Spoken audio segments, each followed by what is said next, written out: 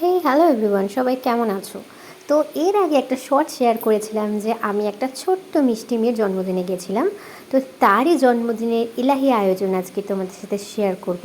দেখো এখানে কি সুন্দর করে ওর থালা সাজিয়েছে, একটা হাঁস মতো করেছে ভাত দিয়ে। আর যার জন্মদিন ছিল সে খুবই ছোট, আর সে তো প্রচণ্ড খুশি। ওই যে দেখো লাল জামা পরে ঘুরছে, সে তো প্রচণ্ড খুশি তার এই এলাহি আয়োজন দেখে। সে কিন্তু কিছুই খায়নি, শুধুমাত্র একটা আইসক্রিম খেয়েছে, কিন্তু সে খুব খুশি। তো ভালোই লাগছিলো সবটা। তো অনুষ্ঠানটা ছিল দুপুরবেলাতে, আমরা চলে গেছিলাম দুপুরবেলাতে। তো সেখানে সমস্ত কিছু খাবার আয়োজনও ছিল। তারপরে একটুখানি আমি চারিদিকটা ঘুরে দেখলাম, আর তার আগে দেখো ওর ঘোরাঘুরি। ওই জামাটা পরে কত আনন্দ পাচ্ছে যে একা একাই ঘুরে যাচ্ছে সমানে, যে কী করবে বুঝতে পারছে না।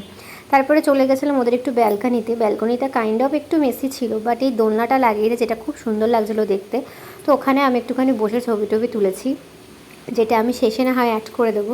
আর এটা হচ্ছে ওদের ব্যালকনি থেকে আশেপাশে বাড়ির ভিউটা। আর এখানে হচ্ছে আমার আউটলুক, আমি যেটা শর্টসেও শেয়ার করেছিলাম। কেমন লাগছে অবশ্যই জানিও।